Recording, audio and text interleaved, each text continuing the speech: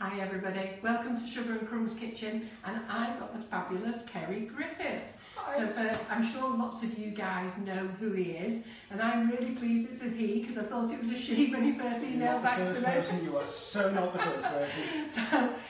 So Ceri is here tonight doing our demo for us. I'm ever so excited about it. He's got some new moulds that he's just launched 2 weeks ago that he's going to show you about. And Ceri works in association with Katy Sue. His designs are the Creative Cake System. So I'm just going to show you a couple of things that Ceri's going to show you tonight how to make.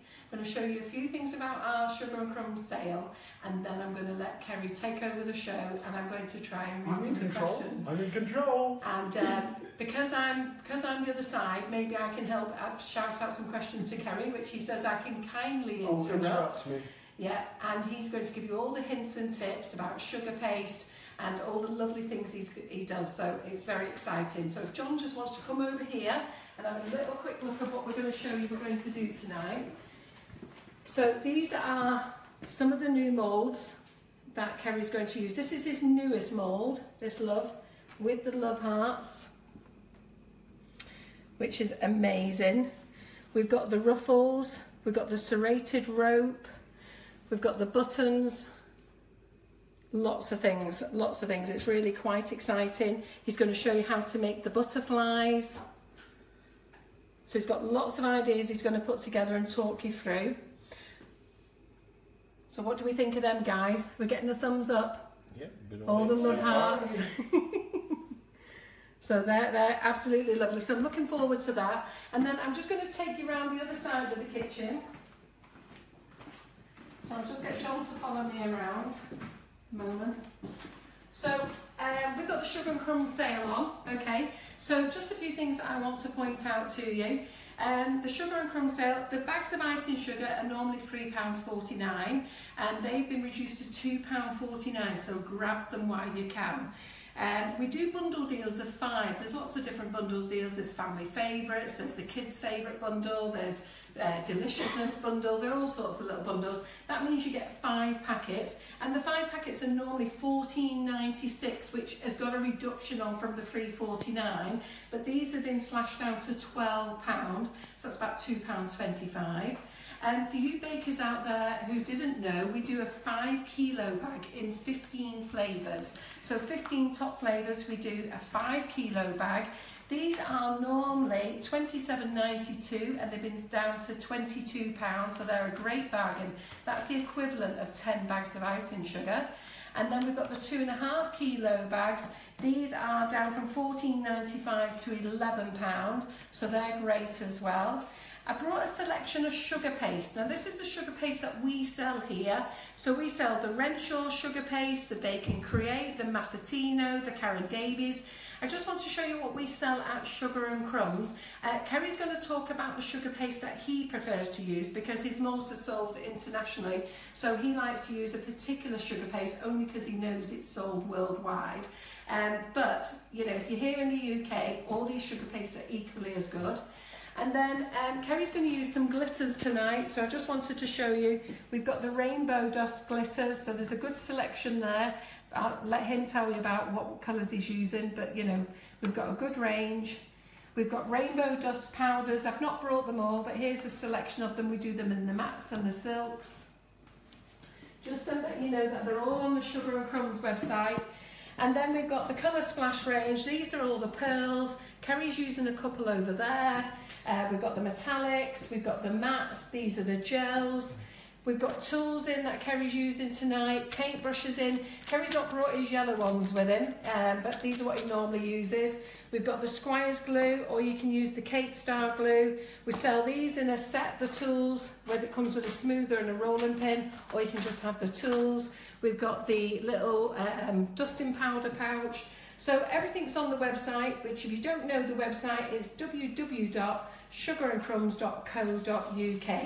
So I'm just going to go back to Ceri now and get you started.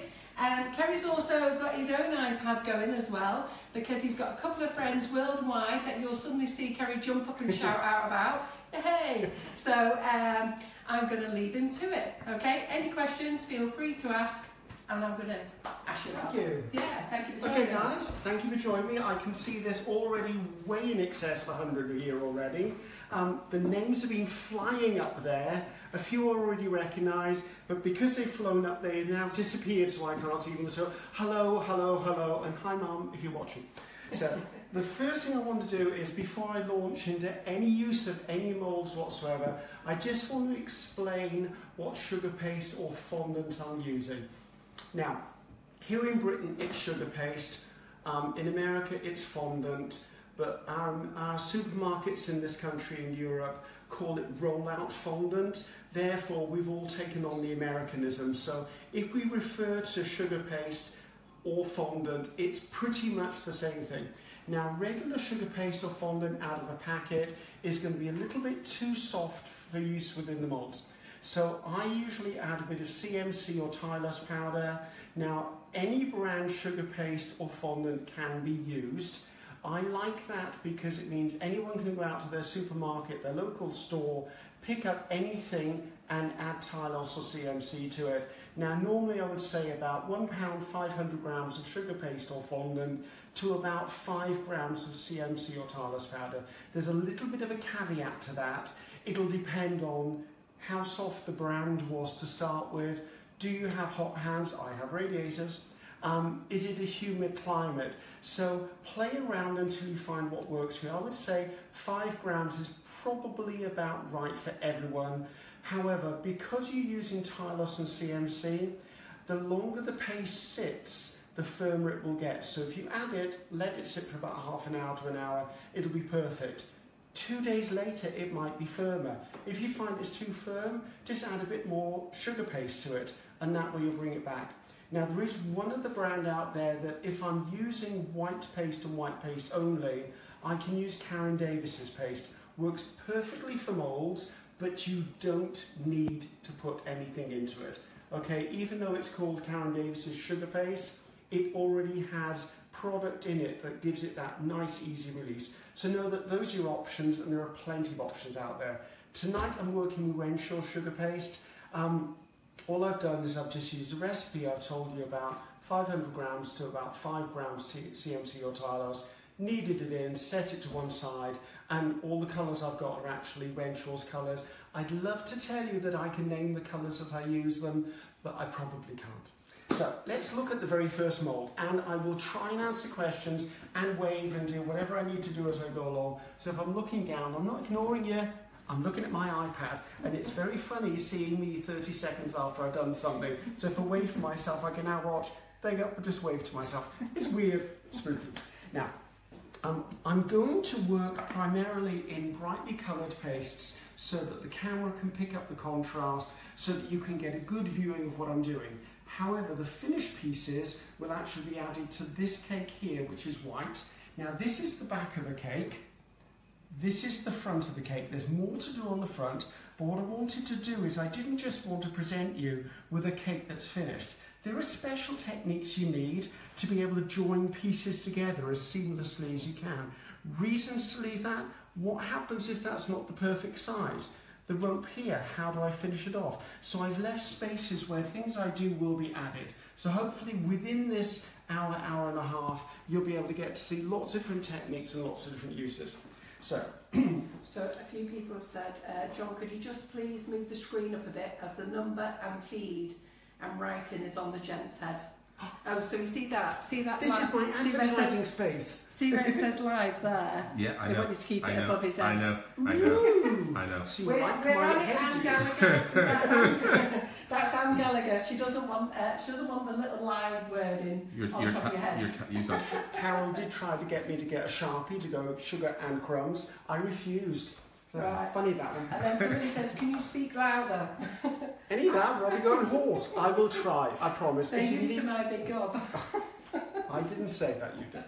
So first of all, I'm going to be using the serrated rope mould. Okay, it's one of my favourites. It's one I use a lot. It's part of the Creative Cake system. I made it for cakes, and it's perfect for cakes. I originally piped this, so I know this is as realistic as I can possibly get it coming out of a mould. So I'm going to do the large one, although I've already made the small one because it's the small one I'm going to put onto the cake. Now, with any mould, I'm dusting it with cornstarch or corn flour. Now, this is just a dusting pouch. It can be whichever dusting pouch you need, but I have radiators for hands, so for me, I sometimes just roll it in my hands to cool and take the stickiness away from my hands. Now, obviously, there's too much cornstarch in there when you just dab it in there, so the next thing is I'll take a brush, whichever brush you want to use. If you watch my TV shows, you'll actually see I use the yellow PME brushes. Tonight, I'm just using a couple of softer brushes. I've then knocked out any of the excess cornstarch, corn flour, because the fine details in these moulds means that if there's any dust in there, it'll block up the detailing and you won't see it. Now, I have my paste under a glass dish. Now, if it wasn't under a glass dish, it would be in a plastic bag, and the reason for that is I don't want it to dry out or skin. So I'm just taking some of this. Make sure the paste is pliable in your hands, and then start rolling it into, now I call this a sausage. Some American tutors call it a log. You can call it what the heck you like as long as it's not obscene. Okay? Why would they call it a log? Because that's a log. Is it? That's a log, yes. So some people say, why would we call it a sausage? Yeah, because not got I would call it a roll of ice and sugar. Or a tube. No, it can't be a tube either. Now, there is a trick whenever you're using a mould. You will always roll out too much paste and try and put it in.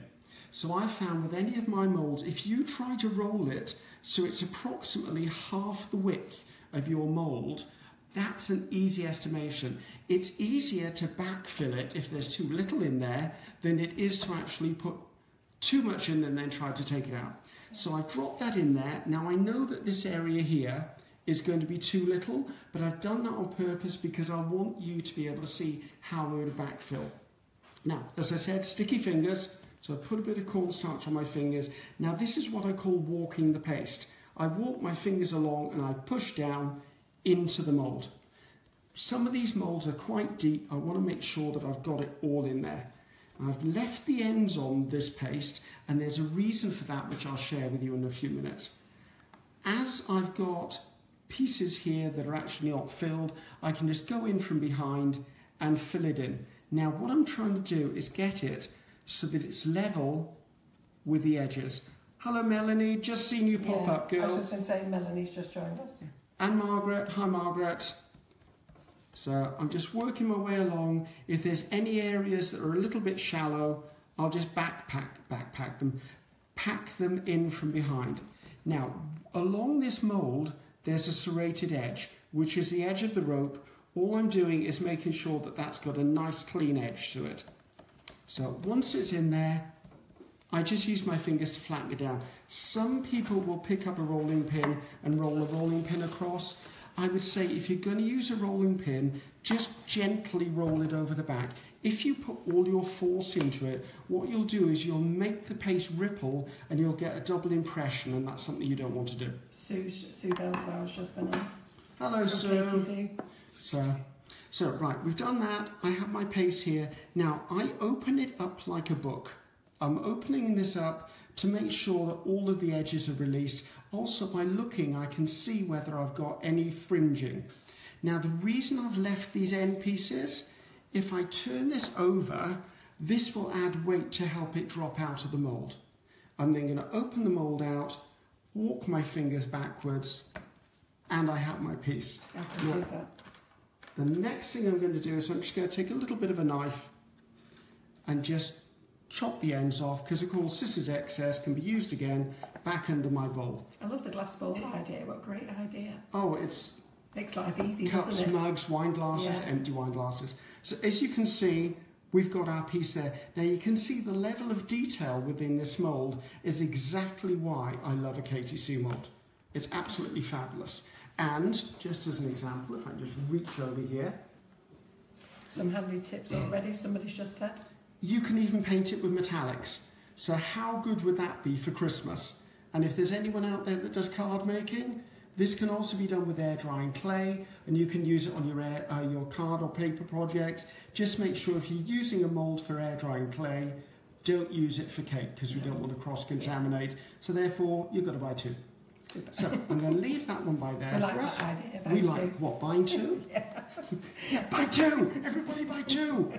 So, right, now let's talk about putting this onto the cake. So, as I said, I have a little packet here, the pieces I made earlier. Let's pull this out of here. Now, some people have asked me how far in advance can you actually make the pieces?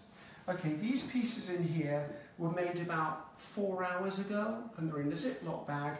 They're still totally flexible.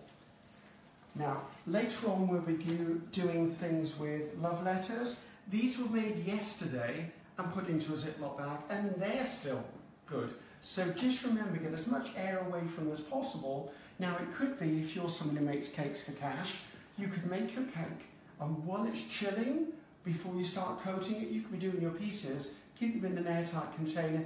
It'll speed you up. It'll make you a lot more commercial in your approach to it.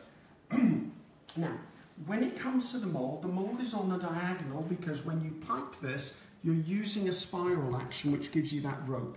Now, if I look on the cake, where it ends, it'll end on a 45°. So if I take a knife and actually cut down, it'll be a perfect join for me.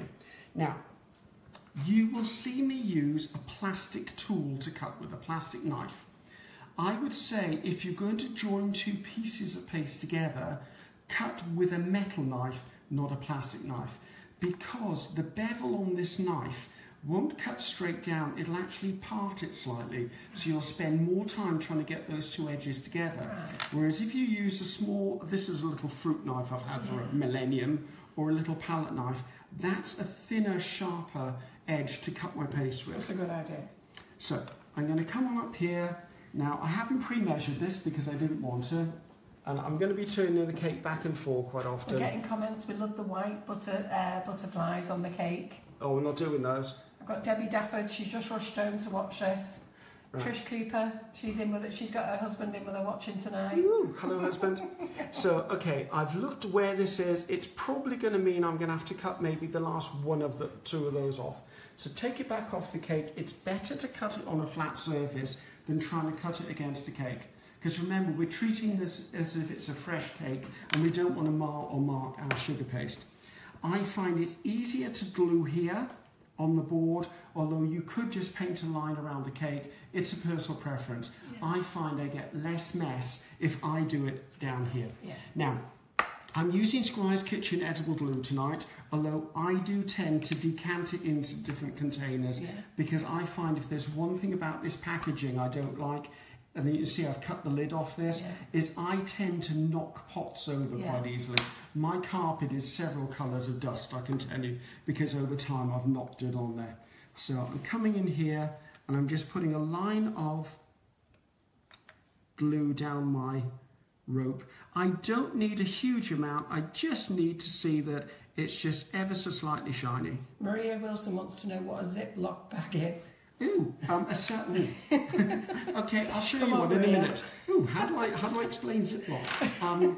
It's a sandwich bag with a little gadget that you slide back and forth across the top, and I'll bring it to you in a moment. So, right, picking this up. Now, remember, wherever this touches on the cake, it's going to leave a mark. So support it in your hand. You can wipe your hand afterwards, you can't wipe the cake. Somebody's asking, where would you buy the big green board from?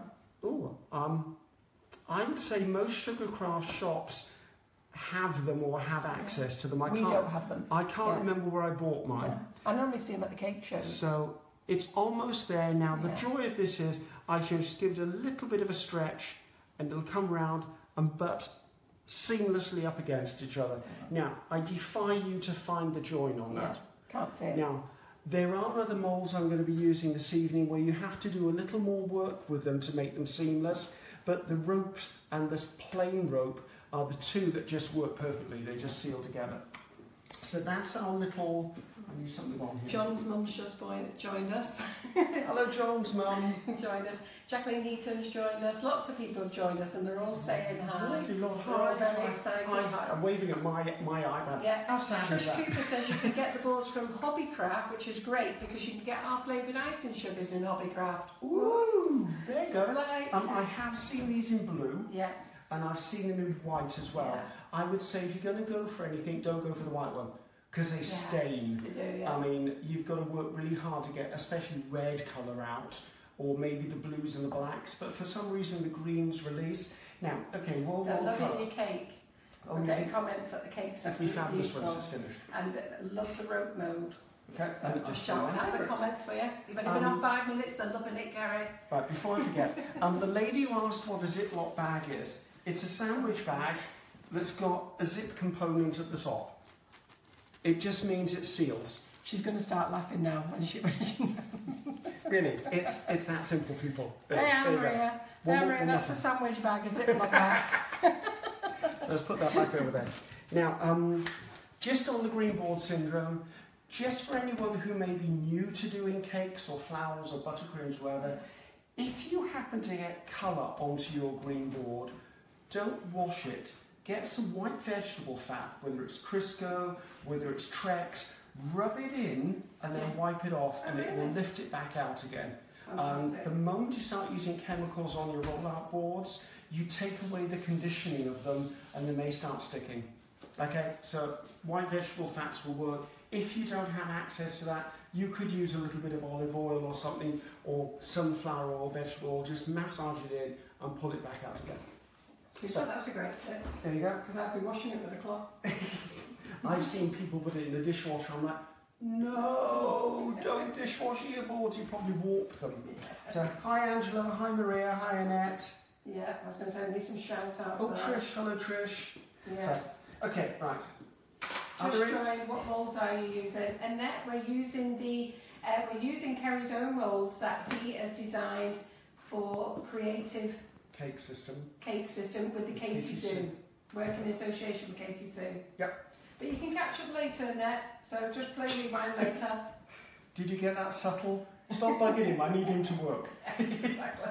Right, we're going to move on to the next one now. What I'm thinking about, let's bring this cake over here. Yeah. Do you want me to help you with it? No, it's fine, I can break it on my own. Yeah. So, just as an example, you saw the large size rope. This is the small, this is the medium here on here. And I'm going to be doing one of these ruffles, just so you can see what the end product looks like. I'm going to be doing one, I'm going to show you a couple of tricks and techniques with it, and then we're going to be using the ruffle later on. It's not going onto this cake as a border, but it will be on this cake eventually. So let's put this one back. So we've got Sandra Young shouting out a hi to you. Lindsay Roy has joined us. Sarah, this is Sarah Tansy Sangatelli. I'm going to let you say that. Hi, this is so helpful. I love the ice and sugar, especially the lemon one over fresh fruit. Thank you, Sarah. Oh, okay. Salma's here. Linda Rawson says that's stunning. Claire Watts, the clock on this is amazing. That's a Katy Sue one, isn't it? Yeah, that's a Katy Sue, yes. Yeah, I'll actually, anyone who watches the TV show I do each month, I'm on this Saturday, which is August the 5th, and the clock, or the watch, I can't remember what it's called, is actually on that show. Yeah. So it's there, but if not, you can... It'll be on our website tomorrow, let me tell you. Don't go elsewhere and buy that clock. It will be in tomorrow. Yes, please buy it from them, because they won't let me out and they've got ridge bags. Yeah, it's not on the website now, but it will be on tomorrow, so hold on. Right, the next one I'm going to use is actually the small ruffle mould. Now, there's a small and a medium, but the small is what I'm using for this project. Now, I have to admit, this took us ages to design, because first of all, I piped it, then we had dilemmas of how to make it look as realistic as possible for a mould, and this is probably one of the ones I'm most proud of, because to be honest with you, this took a heck of a lot to make work. But you know what? It works and it's stunning and it saves so much time. Somebody says, what channel are you on? Hochanda. Hochanda. Sounds like it. Are you back on Hochanda again? Yes, I'm on the 5th and I'm on every month. The thing is that you don't have to watch it live. There is a playback on their website. If you don't pick the channel up, you can see it live streamed on their website as it happens. So it's out there. It's a shopping channel, but it's. But don't bother going there. Stay here with us, Sugar and Crumbs. It's where I get to showcase some of the products. So right. Love the cake. I'm a new. This is Sarah Saunders. Love the cake. I'm a new home baker, complete novice. Would love to see a cake being covered in fondant, sugar paste. Never mind. Looks smooth like mine. Never looks smooth like that. Don't worry, Sarah, we've got Kim coming on in 2 weeks. She's going to show you how to cover a cake. There you go. But we're doing moulds with Ceri tonight. So, and I've, as normal, put too much corn flour in that one. I get a bit heavy-handed with the corn flour. So, right, I'm going to use paste in this one now. Now, there are undercuts and there are details in this that you really need to make sure you get the cornstarch into, or the corn flour. I do apologise if I call it cornstarch. I lived in America for a long time, and to me corn flour is cornstarch, and I get really confused about what I'm calling what. So I'm going to roll this into a log or a sausage or a tube or a licorice lace or something. I don't know. Or a roll of sugar paste. It's a roll of sugar paste. Now, again, I'm rolling it so it's about half the width of my mould. If you need to be exact, where can I buy Ceri's moulds? Sheila Gulch. You can buy them all on our website. Our website is www.sugarandcrumbs.co.uk. All Ceri's moulds are on there that he's demonstrating tonight, and the links are on the page. Go on, Ceri, back on. Thank you, Mom. So I've made it about as wide as the ridged part is on here. There's likely that I'm going to have to cut some off, but because there's an undercut, you'd be surprised how much paste actually goes down into this. Again, cornstarch on my fingers, and again, I'm what I call walking the mould. So I'm using my fingers to walk my way along it. Now, I do have a bit too much at the end, but as you've seen before, I do like to leave excess. Now, with this mould, along this edge here is an undercut. So you really have to push down to force the paste underneath it. And then you have to push back. So with this rocking motion, you're trying to work the paste down under those teeth and then leave them exposed.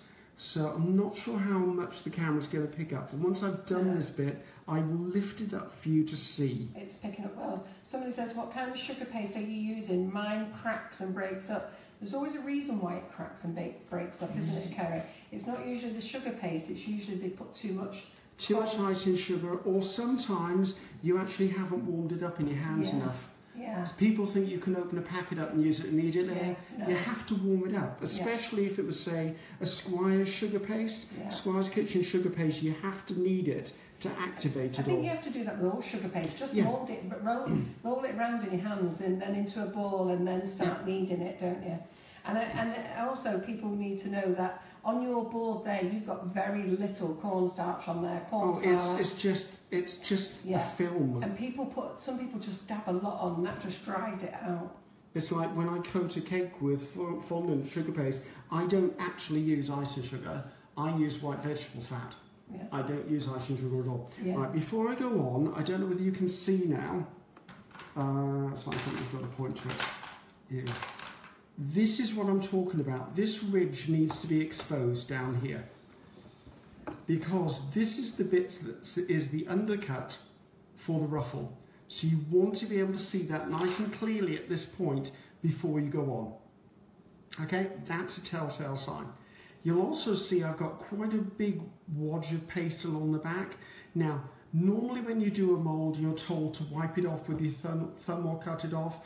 I have a technique for it that saves time. I'm a commercial decorator. I'm not going to spend hours working on getting rid of the edge. So I'm going to push the paste as far over as I can. Now, there are two reasons for this. There's a fluted edge here. So by pushing the paste, I'm actually pushing it down to get a really good impression at the bottom. So, now, for those of you who are used to using moulds, the next thing you're going to do is pick up one of these suckers and you're going to, right, I need to roll it. With Ruffle moulds, do not roll it. If you roll it in any way, where those little pleats are, you'll force the paste down and that pleat will actually cut your paste up. So when you try and get it out, you'll get lots of streamers. Right, good tip. Using your fingers means the back is slightly uneven, so that when you actually do turn it out and put it onto a cake, you have more of a ruffle effect. So what I've done is, just to reiterate, I've made sure this edge is clean. I pushed this past this ridged area, but I haven't cleaned it. Again, I'm going to open the mould out. Katy Sue moulds are almost indestructible. I know that's not a challenge, but they're almost indestructible, so you can flex them really well. When I do the butterflies, you'll see me almost tie the thing in a knot. Then I flip it over. Now again, I'm going to open the mould out and walk my fingers along. That gives me the ruffle. Yeah, fantastic. Now I'm going to show you how I clean it up and where the time-saving elements are from this. My favourite bit of kit is a pizza wheel. Oh, somebody's got on here. Geraldine, it's nice to have a male doing sugar craft. Hey, look at that. Yeah, you are our first male. Am I? Well, yeah. I apologise. John normally dates just him in the kitchen. How lovely. Hey, you got a mate. Mates together.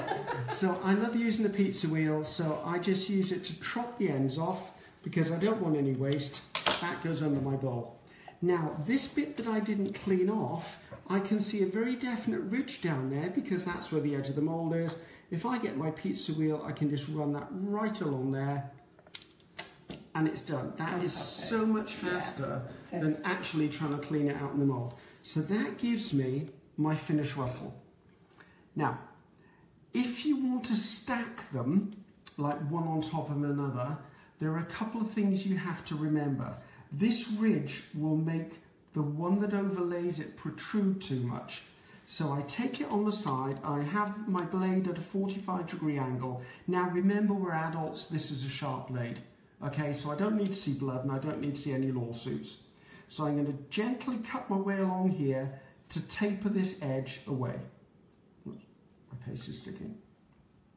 All the way down to the end. Now, that'll give me a nice tapered edge along here. So, don't throw this bit away, however. This bit, say this was the bottom of the cake. Let's take a piece of this out of here. If I lay my piece of paste onto the side of a cake, it will hang down. But if I put this around the cake first and then put that on the top, it will kick out slightly. Now I'm going to try and show you on here without sticking it on here, but you'll get the idea. So coming around here, if I put this onto the cake, as you can see, the ruffle looks really, really vertical. And you don't want it to be vertical, you want to have a bit of a kick to it. We've got a lady here called Trish Cooper who's convinced you're called Darren. How much is she paying? I can be Darren. She keeps saying, she says, I'm loving you, Darren. Ceri. Right, the bit that I took off, I've stuck on the first, okay? Now, if I put the ruffle around it, it gives that flare at the bottom. That's fantastic. Okay? Now, let's do one more stage of this. The other reason, let's put this into sections. So, if I put the piece on there first, then I put this so it's got a bit of a kick to it, then the next piece would sit above it, and because there's no ridge, it would actually have the same kick.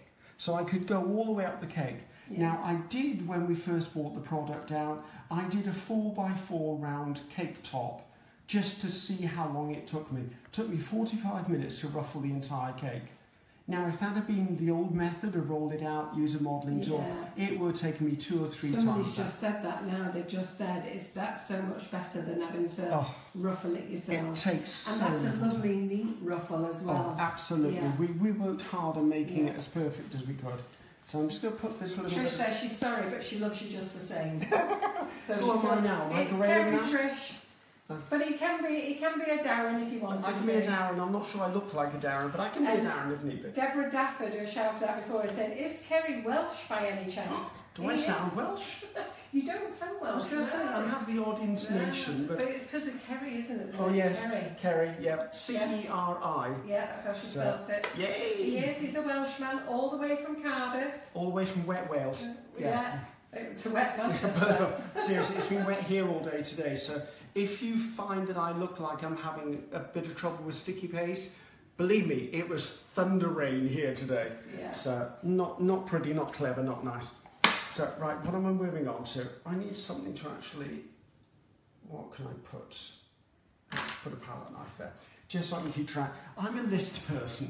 I can't work without lists. I have to have a list. So I think that just makes me more efficient, and I think it means that when I was commercial, I always had a list of tasks to do. There's a great deal of satisfaction if you have a to-do list and you can tick things off, because sometimes it doesn't seem to be any reward for what you do, but just the satisfaction of ticking something off is wonderful.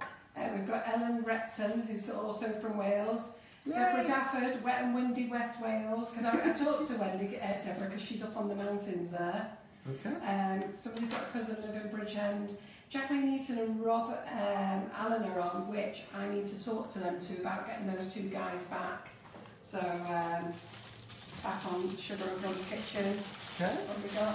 What is the name of the paste you're using Renshaw tonight? I'm using Renshaws tonight, and it's Renshaws with about 500 grams to about 5 grams of CMC or Tylos. Yeah. You can use any paste you want, just for tonight's exercise I'm using Renshaws. Yeah.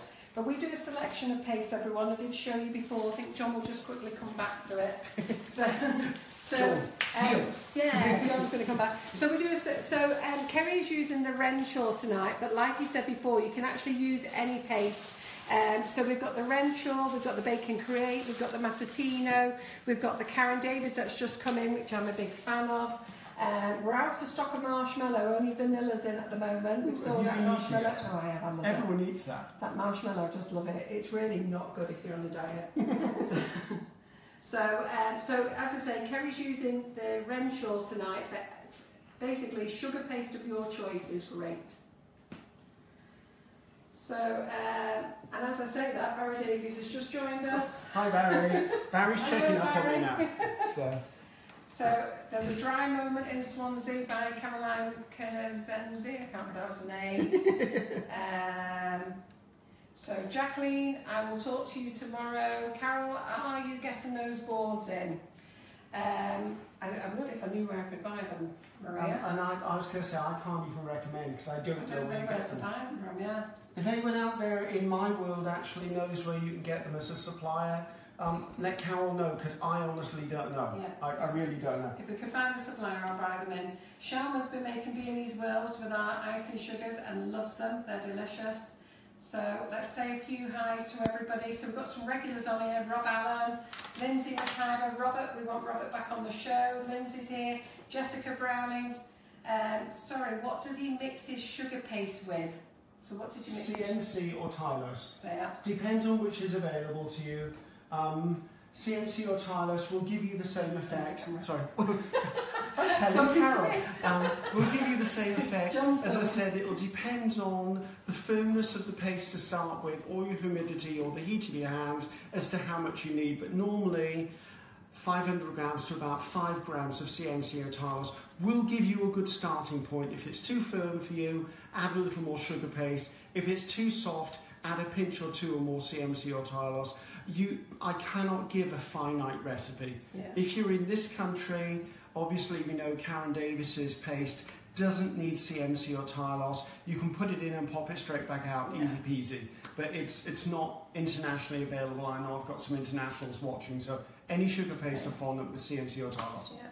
So a few shout outs. Hello Jenny Scholes, hello Farah, hello. Gillian Sansom, Claire Brown, Susan Terrell, Karen Boyle, Geraldine. Sounds like a school I'm going to stop, just going to shout some highs. So let's shut up, let's get you back on it again. Right. Okay, the next one we're going to look at is the ever popular butterfly. Now, we have a catchphrase I'm sure most cakey people know. You stick your finger in it, make a mark, stick a butterfly on it. So this was my design of butterflies. So what I did is I went in and I piped all of these butterflies, then gave them to the guy at Katy Sue to recreate them as he carved them. Obviously after testing, we got them to the right depth, we got them to work, and there's some very clever things about them. Yeah. But I do need to explain the mould before we start. On this mould you've got 3 butterflies. As you look at the mould, if I was to pop them out, if you look down on the table, John, you pass them about. This is how they will look when they come out. Now, everyone looks at the middle butterfly and goes, that looks a little weird. That's because to format it onto the board, we had to turn the wings upside down. So if you turn them around and swap them over, that's how they're supposed to look. So I've done them there, so that will now make sense, okay? Yeah. So if you compare that to the mould, you'll wonder why one looks different to the other. I'm glad you said, because I hadn't noticed. Yeah, I'd have had upside down wings. Purely to get them onto the mould, so we could put them into the packaging. Yeah. Okay? Super. Fabby dabby. And we sell this mould as well. And you sell all of the ones in using tonight? Yes, yeah. We do. We sell everyone using tonight. Right, let's pop that up there. So let's get into the land of butterflies. Let's take these to one side. Now, I'm using the same paste as I have all the way along. As I said, I'm going to do one in colour for you, although to be honest with you, I'm then going to do it, I've got it done in white so I can actually attach it to the cake because I want to show you that part of the process. Now, as with everything, a bit of cornstarch, corn flour. Now, these details are quite fine. You don't want to leave that much cornstarch in, so go in with a soft brush. Repeated question, why does my sugar paste dry out? We've already answered this. Too much corn flour or too much icing sugar? Or you've left it uncovered too long. Yes. Seriously, true. It doesn't take long for icing sugar paste to dry. Yeah. As those who saw my last TV show and saw me have an absolute disaster because I left it out and it skimmed and then it released all the dry shades all over the spot. I think and that was my fault. That's a big point, that, Ceri. They do need to remember that it's not just about the icing sugar and corn flour. They have to keep it either in a Ziploc bag or under a bowl. Or, I love this little bowl idea. Well, it's a bowl. Idea. I mean, if I'm doing gum paste flour, sometimes I'll use an egg cup. Just remember, the bigger the thing you're putting over the paste, the more air you've trapped under it. So try and keep it as small as possible, therefore you're not incorporating any air. Perfect. So, now, this piece of paste here is about the size of a hazelnut. I would say this would probably do both wings, but to be honest with you, you're going to need more and take some off. If you try and use exactly the right size, it's never going to work, you're going to run out. Yeah. For some reason, I don't know. Yeah. Now, I really do have to make sure my fingers are nice and cornstarched here. Now, I would say if there's any problem with a Katy Sue mould, it's keeping the paste in it, because my fingers tend to pull it back out. Yeah. Now, I did warn you that today's been a bit damp, so I bet you today is the first day it doesn't come out, because it's sticky here. I've moved the paste with that walking action all the way to the end, then I'm taking my thumb and I'm just pressing down and wiping the excess out. Using my fingers again, I'm going to fold all the edges back in. As I said, hopefully this will come out first time, but if it doesn't, I fully expect this one to stick. Yeah. Now, I've got it in there. Next thing you need to do is open the sides of the mould out. I'm not trying to pull the paste out. I'm letting the flexibility of the mould do it for me. And there we go. The moment you try and pull the paste out is the moment that you start distorting the shape of the wing. Now, I'm going to put that one back in because there's a very, very neat little trick with this mould. Okay, so let's put that in there. Now, I'm using the paste that I've described. If you're someone who models, say, little fairy figurines, or you want something, you want to use gum paste or flour paste, you can use it. You just have to be careful because the gum paste is a little more stretchy. It can be a little fiddlier in here. However, one of the unique, innovative things we did with this mould was we gave you the ability to make a double-sided impression. We've perfectly matched this up. Oh, so if you fold it over and press it down, you have a double-sided wing. I tell you, I would never have known that. Well, you do now. That's very clever. So I'm just going to do what I said not to do. If I demoed that, I would never have known that. Fantastic. Now, the back impression is never as good as the front impression because obviously you push down. Yeah. But if this was a fairy wing, that would be the front. But if I did look at it from the behind, I would actually have a behind to it. Yeah. Okay? And that works with each one of these. Now, put my paste there. We're getting lots of loves and likes for that tip. I bet a lot of people didn't realise that. No. I try telling everyone, but you know what, you just don't listen to me, people. No, I really don't think people did realise that at all. It was a very clever trick we did. Nicola's just gone, oh my God, I definitely want one now. Now, as far as the body, I've given you one body for all three, but to be honest with you, I'd probably freehand roll a body. Yeah. But because we were putting wings, I did feel we had to be on about to put a body in. Yeah. So a little bit of cornstarch, corn flour. You'd end up having people saying, how does it go together? Yeah, where's the body? Yeah. So now I'm going to use a modelling tool here, only because I've got hot, sticky fingers. I'm going to put the paste in, and I'm just going to push it down with my modelling tool. This is a veining tool with a Dresden end to it. I could use a ball tool, I could use any tool I damn well please, to be honest. I love that idea. Just been asked a question, what brushes are you using? Normally you use those. Okay, You've got them. if you've seen me do any of the TV shows, I normally use the PME brushes. A couple of reasons. I like the grip on them. I find if I'm using a lot of brushes, I tend to get a bit of cramp because I tend to grip the brushes too hard.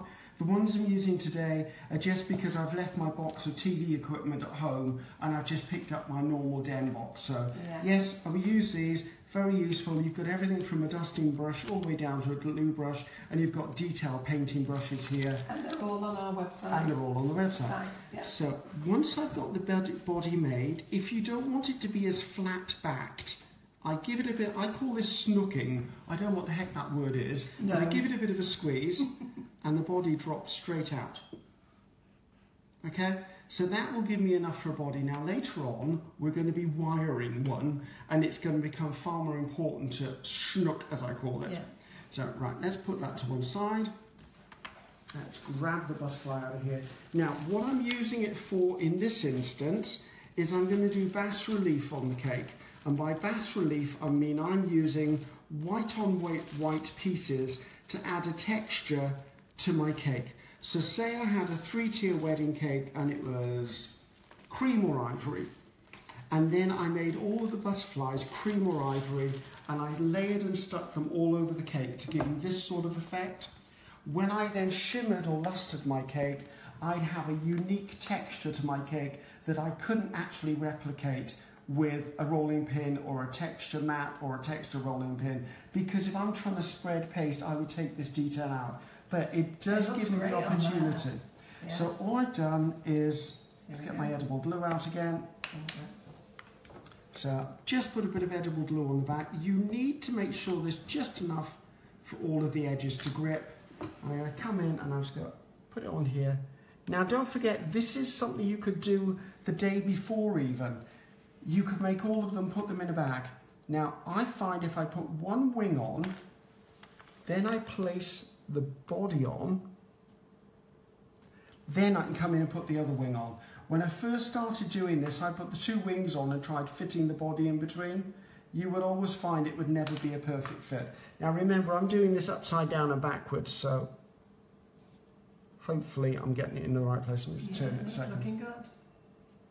Now, what I could do at this point is once the cake was finished, I could go in and luster these. I could go in and maybe paint them with shimmer dust. And we do have quite a few of the colour splash ones here. I could mix it with, I know a lot of people use alcohol to paint with. I actually use lemon extract because some cultures don't like alcohol. And also when the alcohol evaporates off, the dust drops off. Whereas lemon extract does have alcohol in it, but it has a stickiness to it, which means it will retain the dust to the paste I painted it on. Right. Does lemon extract have alcohol in it?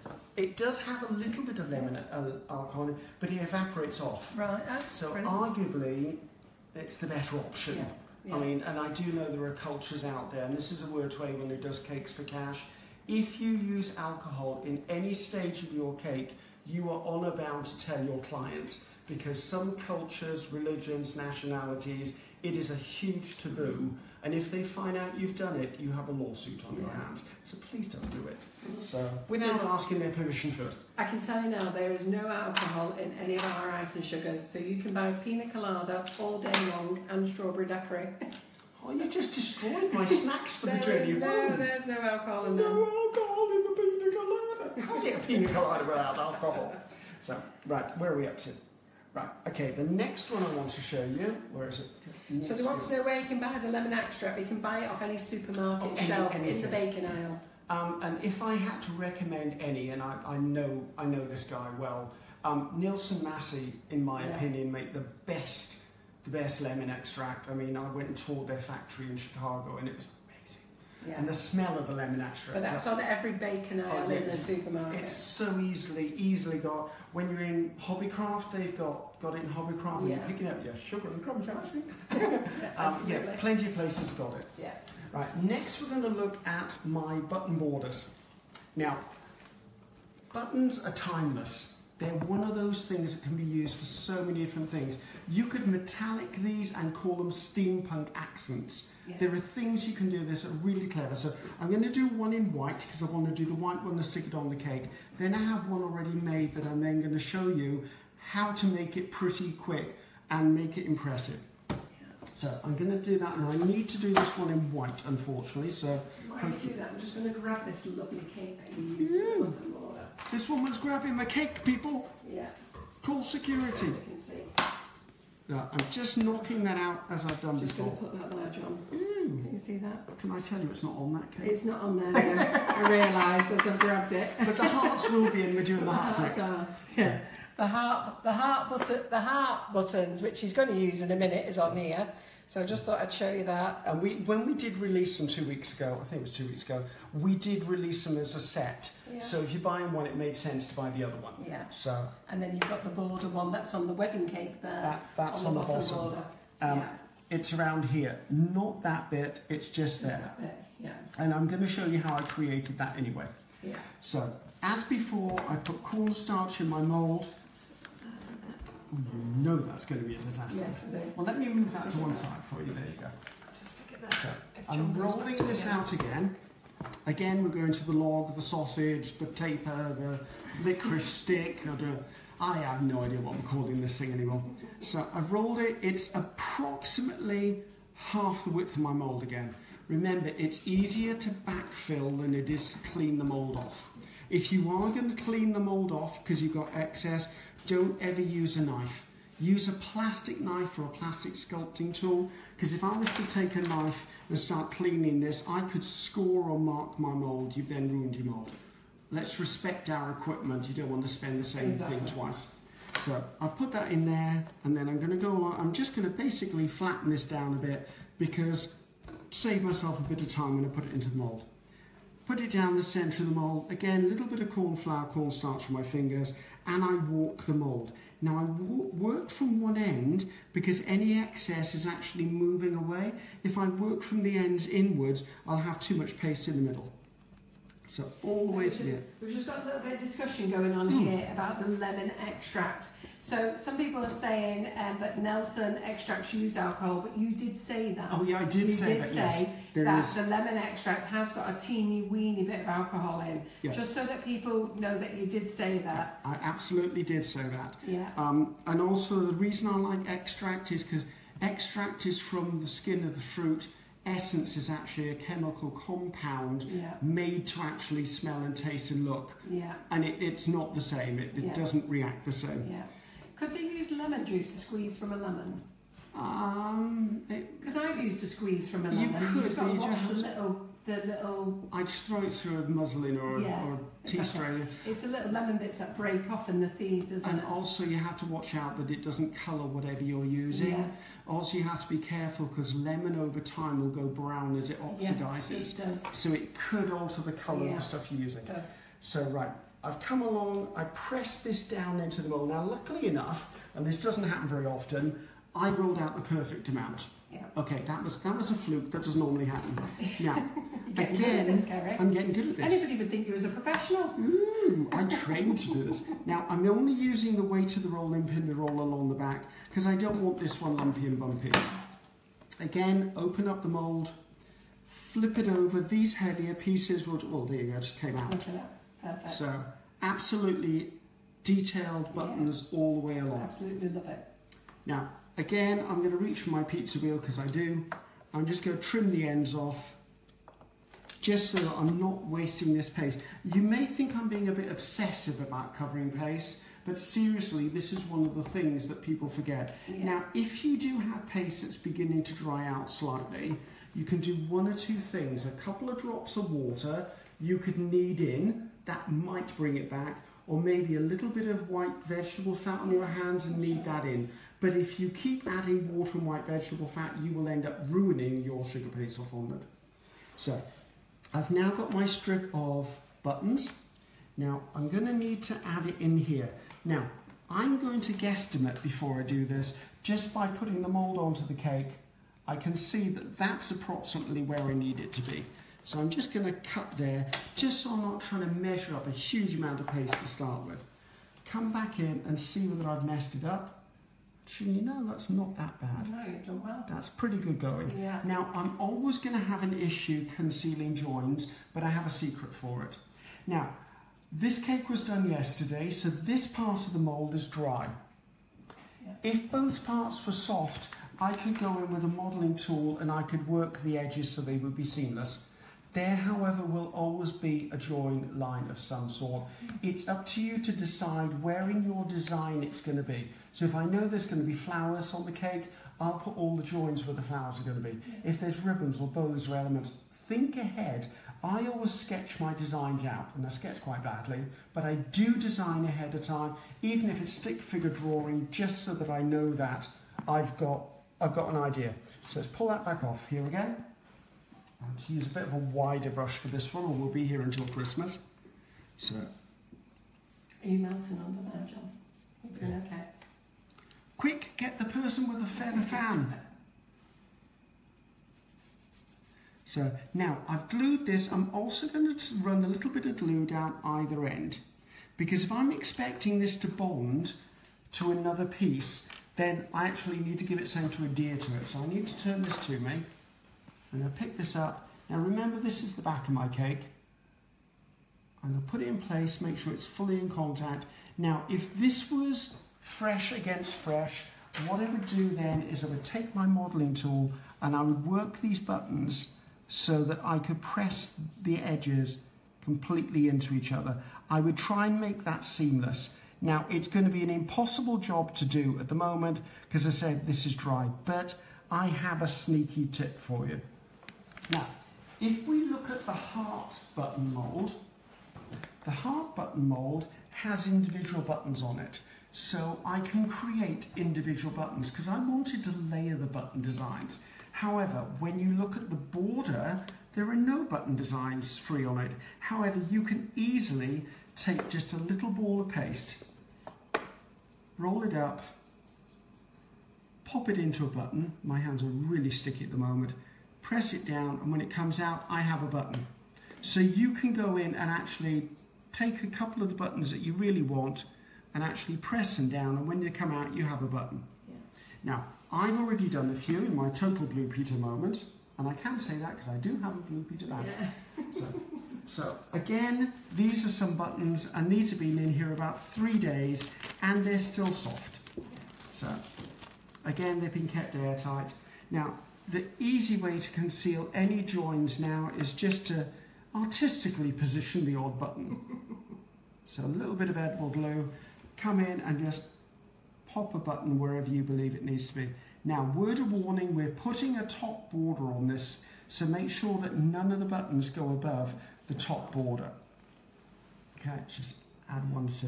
Now, this is the back of the cake, and I'm not going to do all of this for you, because to be honest, you'll be as bored as I will be.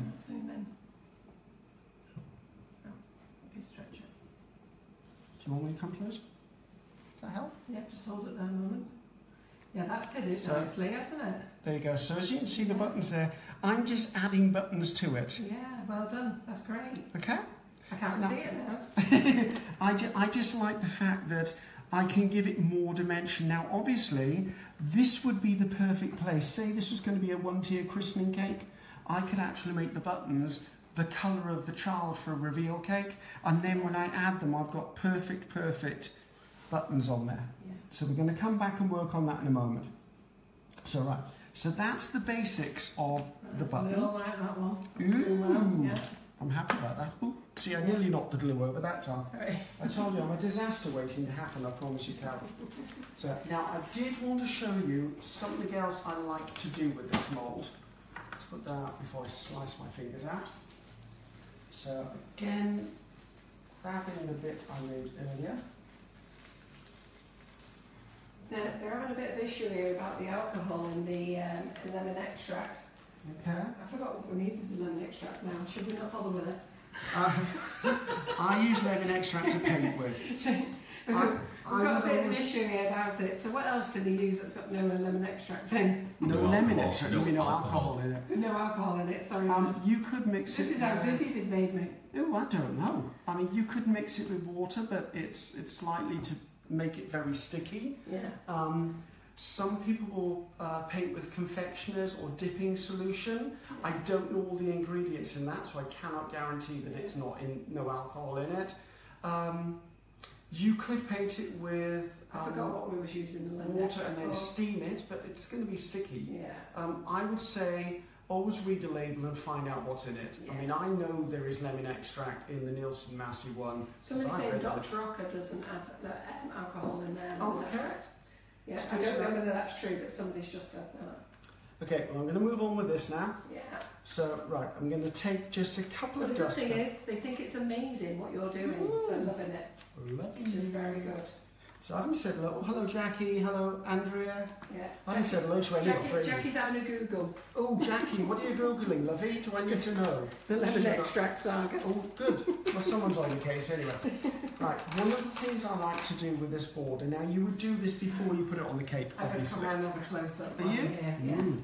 Okay, I'm using three luster colours or shimmer dusts or satin dust, whichever you're using. And I know you've got a good range of them, so I'm going to take a little bit on my brush and I'm going to work on a couple of the individual buttons. Now, I'm not going to pretend I'm going to be perfect. I don't want them to be perfectly painted. If I wanted that, I'd go in and do them separately with not alcohol, but lemon extract. Because I just want a little bit of colour in the background, excuse me, just to make this nice and pretty. Oh yeah, Trisha was calling you Darren, says she still loves you. Are you married? Because if not, she'll divorce you. She'll divorce and marry you. That might be a problem, mightn't it, Kerry? I think that might be a problem, yes. I'm not going to go into any more answers on that question, but I'm sure Darren would love you.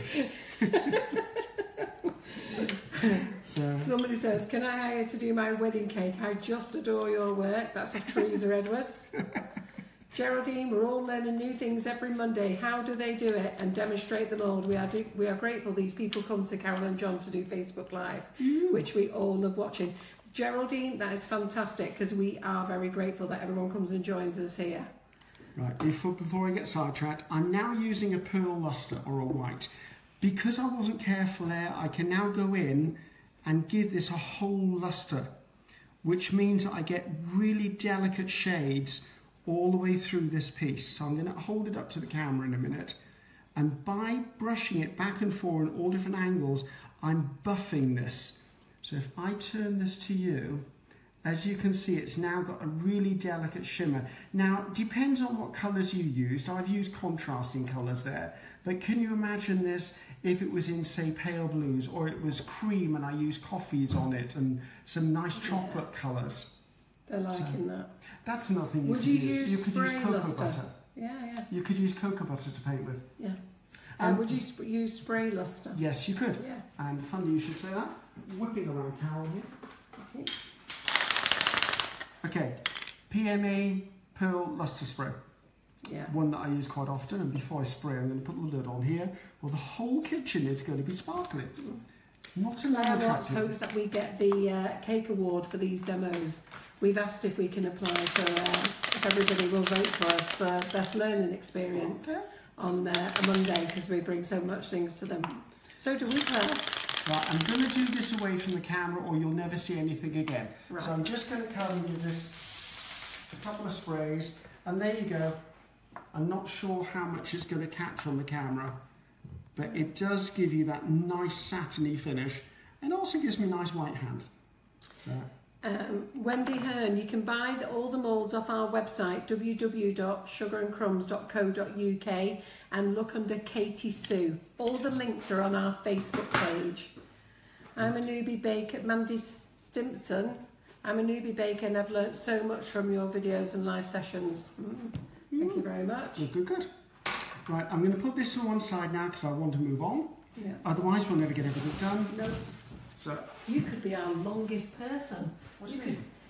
Well, you could beat Christina Ludlam. Well, I was last week. Christine can have the title.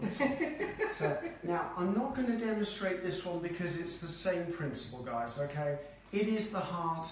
I just put the paste in at the top. I work it down, clean it, and I just move it around and pop it out. So it's exactly the same as all of the other moulds we've done. And then what happens is when we've done it, I've done exactly what I just showed you. But with this one, I just use pink. I just use pink, and then I actually just brushed it over with some pearl luster, because I actually want to put this one onto the cake. Okay? There you go. Sorry if I keep saying okay, it's because I'm sat next to Carol. So, right, I need to do this. I need to do this face on, but I will turn it round to you. I am using a slightly bigger brush, and I'm actually putting the glue on the back. Now, one mistake most people make when they're gluing anything to anything is they put the glue on and think they have to stick it immediately. If you do it immediately, it's going to slide. If you give it a few seconds, it moistens the surface of the sugar paste, making it stickier, therefore it will stick straight away. So if I come in, I need to actually look where I'm doing this. There you go, just a little bit of pressure. I'm wearing varifocals, and sometimes varifocals makes you not line stuff up. I've discovered since I've been wearing them. So there you go, that's it on the top of my cake. Now we're going to be coming back and doing more to that, but that will give you a rough idea of where we're going design-wise. Now, before I go on any further, I just wanted to introduce you to the mini butterfly. So if you're someone who likes the big butterfly, I would say get the mini one as well. Then you've got everything covered, from cookies to cupcakes. I've also used the little ones on here as well. If I look over here and bring these to you, as you can see, I've done a couple of little miniature cakes here, and this scale of butterfly is perfect for something this small. I mean, this is a 1.5 and a 2-inch round cake. So this could be a cookie, this could be a cupcake top, it could be anything along those lines. Okay, and just by adding them, just adds that little delicate nature to them. So let's put those to one side again. Oops, got that. Now, we've already seen the full butterfly. The little butterfly is pretty much the same principle, except it's an all-in-one mould. So let's take this little one here just to prove it's possible. So take a bit of cornstarch, work it down into the mould, tap the mould out. Take the smallest little bit of paste, put it onto the mould. Now this is where my sticky fingers make it hazardous for me, but I'm pushing down into the mould. Quite a bit of cornstarch on my fingers, because as I said, the trouble I have with Katy Sue is not putting the paste in, but actually keeping the paste in. Now, I've worked the paste up to the top of the mould. Now I'm using a plastic knife, and I'm just going to run that over the edge just to take away the excess. Then I want to move that back just so that I've got no fringing around the end of my edge of my little butterfly. Just let me ask, Nicola Bottomley asked, do we do the, you've just shown a cameo mould, have you? But we do sell that. We've got the Katy Sue one. You do? Okay. Yeah, we've got the Katy It just Sue happened one. to be on the display cake I picked up. Somebody spotted it. They missed nothing here, Kerry. Ooh. They missed nothing. So can I just say, everybody's asking where can you buy the moulds? You can buy every single mould that Kerry is using tonight on our website. I put the link up several times. And the only one you can't buy is the clock, but I will have that on tonight and in stock. And yeah, I know you will. I will. It will be there. Now this is where the joy of flexibility comes in. Let the flexibility get the butterfly out. If you try pulling it, you will distort the butterfly. So that's our tiny little butterfly. I mean, that's the size of my hand, and that's the size of the butterfly. So trying to get a little butterfly, the only other option that I know of is probably a plunger butterfly, and they're not that small. So if I sit him by there, and put that to one side. Now, let's pull this around here just so that, oops, I've zipped my Ziploc. Have we got a little fly popped in? Yes, I've got a little unwanted visitor. It's the only thing with this summer, isn't it? Yes. I didn't bring it with me, it's not a Welsh one. No, he's flown in, we get one every week. I've just got one that I did earlier, my total Blue Peter moment. And what I do is I just get a little bit of glue on the back. Now remember, you don't need a lot of glue on these. It's a very light piece of paste. You keep soaking it with glue, it's never going to stick to anything because it's going to fall off. Where shall I put you? I'll pop you on there. Let's come in here and stick you on there. You can be a friend to that one. There you go. So see, you could quite quickly build up a design on the cake. If you're putting flowers on the cake, all you need to do is stick something on. Did you get it? Are you grasshopper? Yay! Well done, Maria. Sister has power. Look at that. She can film and catch a fly at the same time. Hey? So, right. I wouldn't have managed that. Right. Now I'm going to go on to the wire butterfly. Now this one I will try and do as quickly as possible, but there are things I have to labour over as I do it. Okay? And I do believe there's a video somewhere of me doing this already, so know that if you don't catch A few people saying they're not making comments because they're too busy gross watching. So that's Maria who got all confused about the Ziploc bag. Maria, there's no helping. Sandra Wilson, Hollingsworth, she's so engrossed watching, loving the moulds. Selma, your moulds are such fab quality. In fact, everybody's just loving them. I love the butterfly. How lovely Right, is that? this is what I'm going to try and do for you. Now, as I said, it takes a little time to do. I'm going to try and do it quickly because I don't want to labour the point for you. There are a couple of things I need to tell you. It's a wired butterfly. I'm using white florist wires, and I can use either a 26 or a 28 gauge, depending on what you feel more comfortable with. So I will obviously need 3 lengths. Come out wherever you are. Now I'm only going to have to do a body and 1 wing because I've already done the pieces for you, because they need to dry for at least 8 hours before you start assembling these things. Lindsay said she's engrossed and she's not saying much, but she usually has a lot to say. Kat Riley says, no way, is that an icing butterfly? Yes, Oh, it is, Kat. So I've got my wire now. Hopefully the camera will pick this up. I will do my best. I've got the wire and I've got some pointer nose pliers. I'm going to actually put a hook in the end and close the hook slightly. And then with the hook on its side, I'm going to bend the hook at a 90 degree. So I'm trying to create like a little ski platform, and the body is going to sit onto that. Okay? I can't really explain any more other than I made a hook, which was that hook, closed the hook, and then I bent it over to give me almost an L shape or a golf stick, ski stick, walking stick, any stick, Yeah. hockey stick. Hockey. Used to play hockey. So, okay, so that gives me the piece for the body, and the other piece doesn't need any hook or anything, and that's going to be for the wing. Right, another thing I need to explain. Now, I have here a selection of stamens. They're not stamens you can buy, they're just stamens. Now, what I've done with these ones is I've taken regular white stamens, I've taken some of that PVA tacky glue, I put a little drop of water with it so it's a little bit of softer solution. I've dipped the end in and I've dipped it into some edible glitter. Now, these butterflies are not edible. Because they've got wires in, they're not edible, so I'm not worried about the PVA glue and I'm not worried about the glitter. I've used PVA glue because it will grip the glitter and not let it drop onto the cake. Okay? You are honour bound if you put something with wires onto a cake to tell your client it's an inedible object and they're supposed to remove it. Whether they remove it doesn't matter, you've covered your legalities by telling them. Yeah. Okay? Now, there is another way to do these stamens if you don't have little white stamens. You could cut lengths of thin wire, dip the ends of those into PVA glue, then dip those into glitter. So if you don't have access to stamens, which I do because I do quite a few flowers, so that gives you another easy option. So just take one of these out of here. So John, somebody's just said, when you go to the cake, you get the glare. I just thought I'd shout it out. Shout it out. We'll sort it out. Don't worry, Melanie. John's on it. Oh, He spotted the glare. You know what it is? The glare from these lights at the top.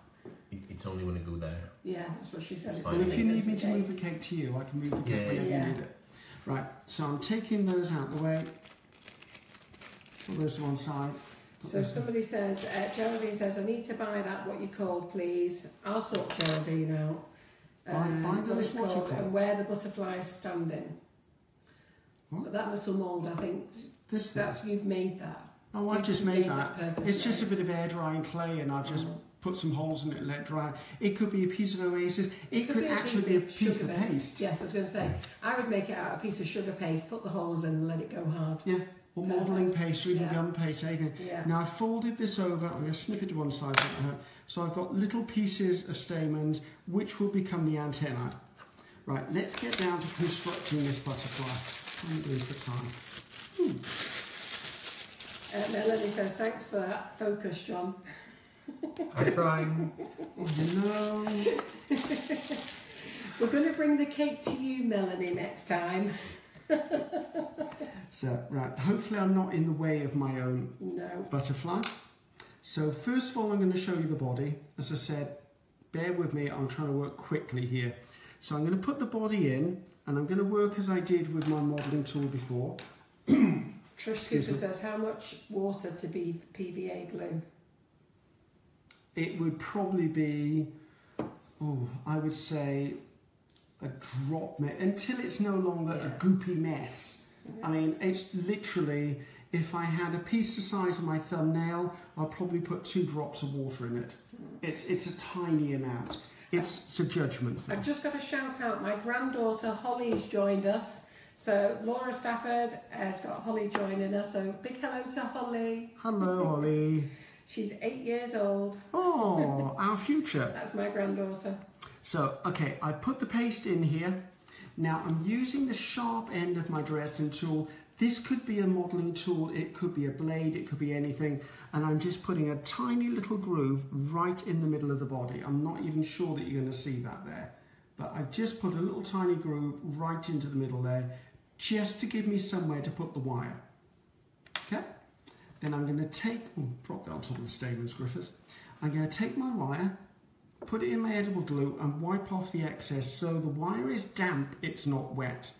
I'm then going to sit it down into that groove, or I would if I could focus on it. Now, it's not going to stand up on its own, but it's going to stay there long enough for me to use a modelling tool to actually fold over the paste. Do you want a chair, Ceri? No, I'm fine. So I'm just putting that over the back. I'm using my modelling tool and I keep dipping it in cornstarch so that I don't get things too wet. In fact, I've actually made the back of it a little too wet there myself. So just to get rid of the excess moisture. Now at this stage, these are going to be quite delicate, so treat them with a little bit of respect. Then I'm going to pop it out of the mould and I immediately lay it down. I'm less likely to damage it if it's laid down. Put that to one side. Then I'm going to bring my potter glue in and I'm going to take my stamens. Now I'm gently holding this between finger and thumb and I'm taking the stamen, dip the very end in glue and I'm going to push it in. Now I'm pushing it in to the head and I'm pushing that way. I'm not pushing at an angle because I don't want it coming out the bottom of the head. That's a bit traumatic. So push it in and that, if I haven't distorted the body too much, will give me the antennae. I lay these down, reshape him because I just mutilated the poor thing, lay him down to dry. I usually lay him on a bit of kitchen paper, a bit of foam, anything, and I don't stand him up. I lay him down and lay him down for at least 8 hours. At the end of 8 hours, long? At least 8 hours. 8 hours, right? Well, okay. It's not a gum paste. It's, Yeah. I want it. So then this is one I did yesterday and it's fully dried. Yeah.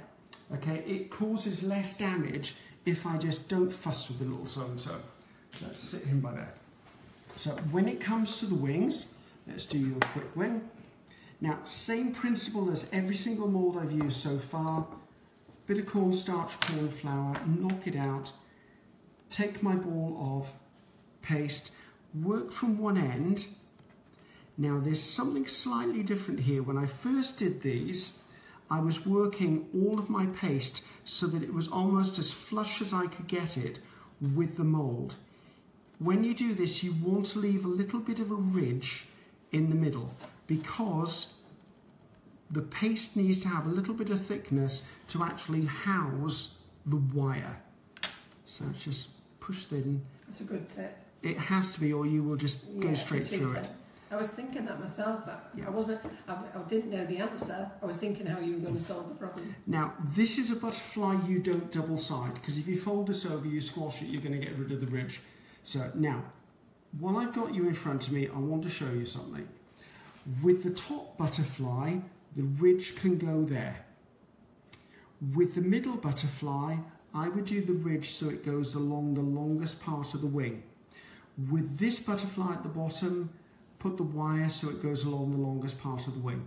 Because if you try and do it here, there's not enough to support it, and here it will just look unusual. So the top one, do it the ridge there. Middle one, do the ridge where the longest part of the wing, ridge here, longest part of the wing. So let's pop this little sucker out. So we've got two men with us tonight. We've got Rob Allen, I know, we've got Rob Allen, who's actually been on Facebook Live with us, and we're waiting for him to come back with Jacqueline, and we've got Martin Dursley, who says he's been totally mesmerised by tonight's event, fully intend to try and emulate ASAP. Totally fascinating, thanks to you all. Oh, fabulous, we're doing that properly. Yeah. Now I have the ridge between my finger and my thumb. Don't press down, you're just supporting. You press down, you take away all of the detail. Again, now this is called drilling. It's turning the wire as it goes in, make sure it's secured. Now it's floppy on here. Again, lay this down and let it dry. As I said, normally I make these way in advance. I could have a box of these made months ahead of the time and it's not going to be a problem. So again, once it's been laying down, 8 hours later, these were made yesterday, they're solid enough to use. I think it's good when you're making your sugar paste things like this to spend a night just making them. Just sit yourself down for the night and get in the groove. It's like if I'm doing flowers, if I'm going to make one rose leaf, I might as well make 100 rose leaves. Yeah, it saves me doing them later on. Yeah, I agree. And I hate doing rose leaves. Well, I hate doing foliage. So me and my bitter moment have just left the building. So these are the three components I've got now of my butterfly.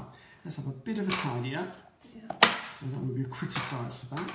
No, you're very neat, very neat. Not neat enough for me, but there you go. So I'm going to take a little bit of my kitchen paper and put my butterfly wings on. Now, I tend to dust things so that they're next to each other. There is no way I'm going to make them totally symmetrical, but if I do one, I can then get some sort of balance with them. The body is totally optional for you, whether you do it or not. So in this instance, I'm going to take some really dark coloured dust. I'm going to take a smallish brush, take off the excess, and I'm just going to put some in the corners here. Claire Watt says your instructions are very clear and make a lot of sense. Thank you. They can hear me now, can they? Yeah. Okay. Yeah, well, there's only one lady who couldn't hear you.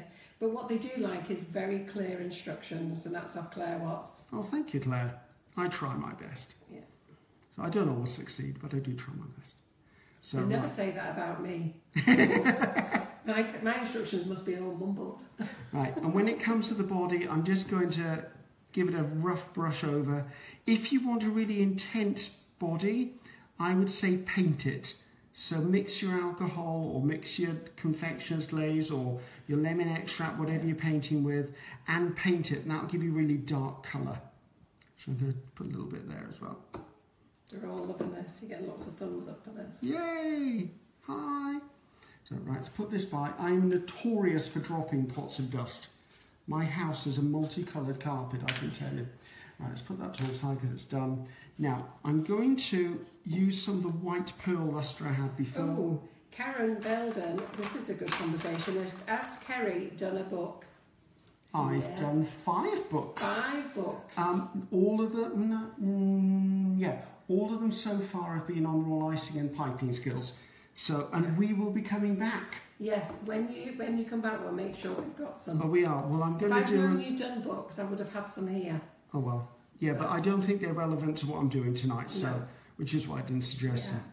Right, I'm coming in with some pearl lustre, and I'm just giving it a bit of attitude, just because what this will do is it will blend all of the darker colours through.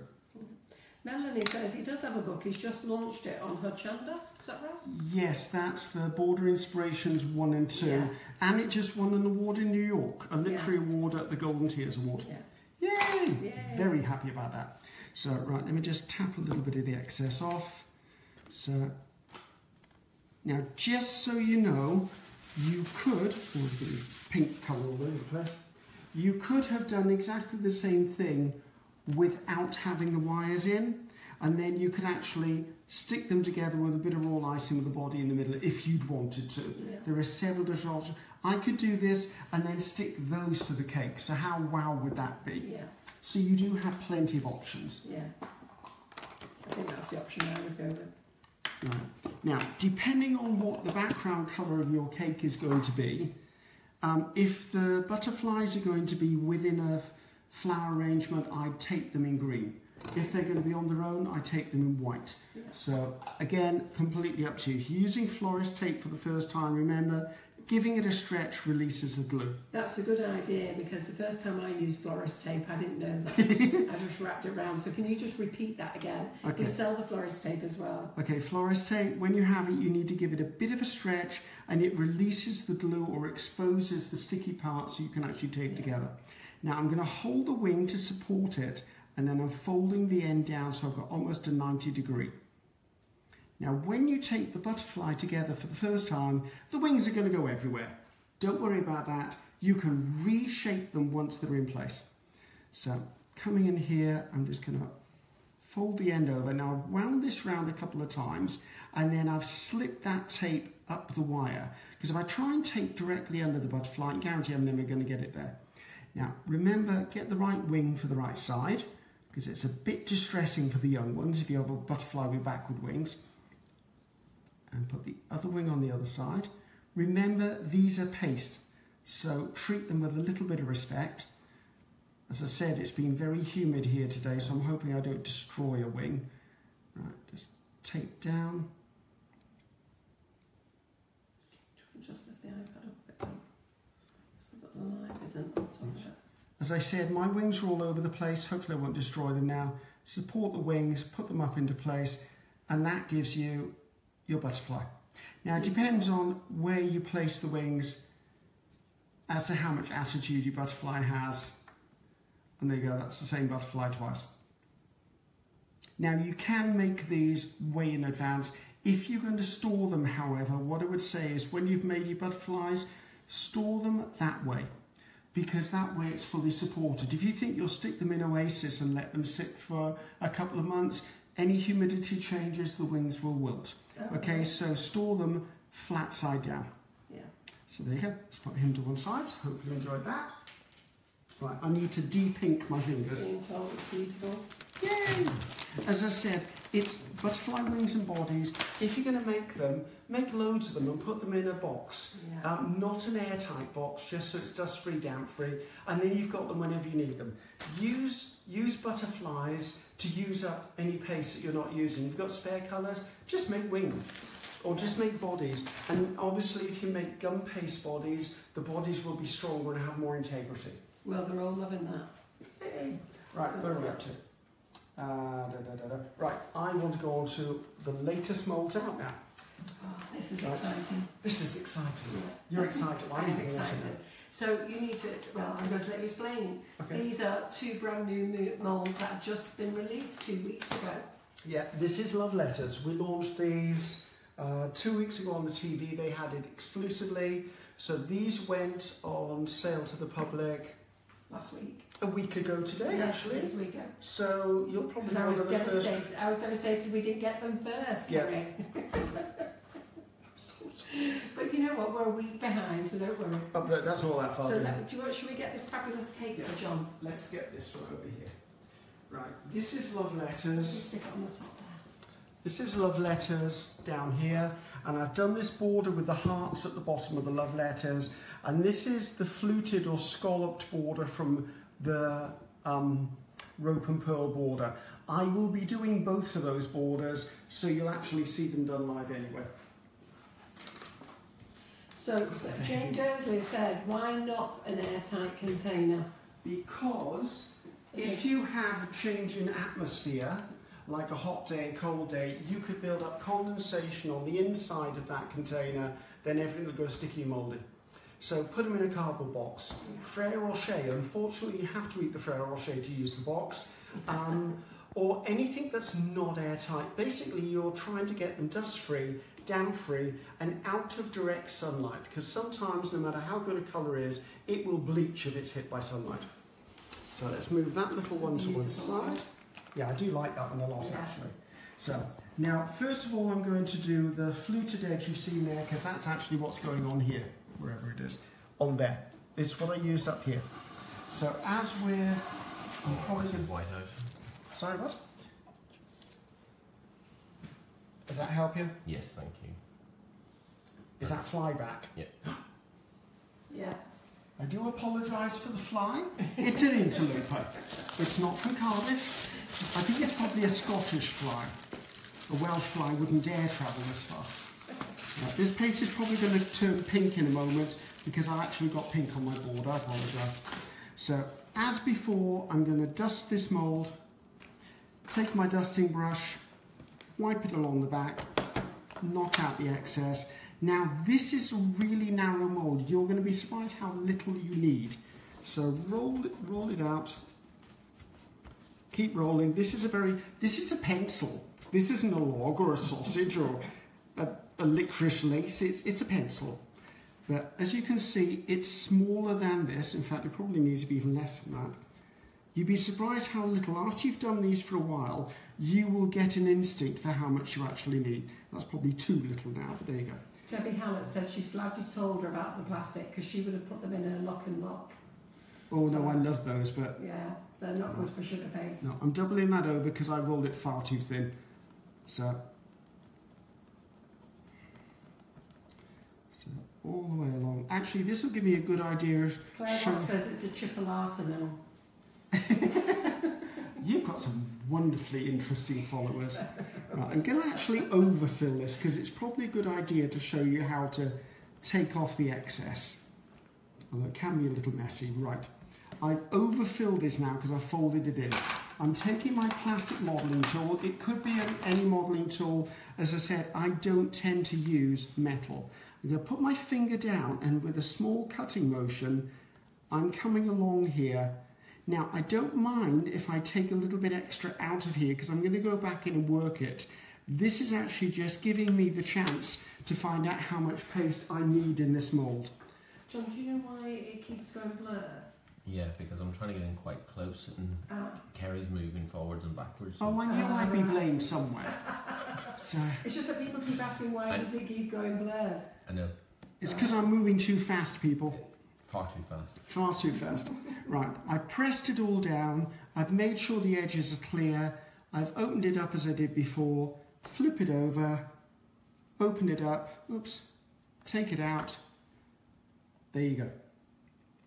Now I've got a piece here that's already done so that it'll give John a better chance to get a better focus on that because it gives you more detail. Okay? I've got the thumbs up from the Irishman, people.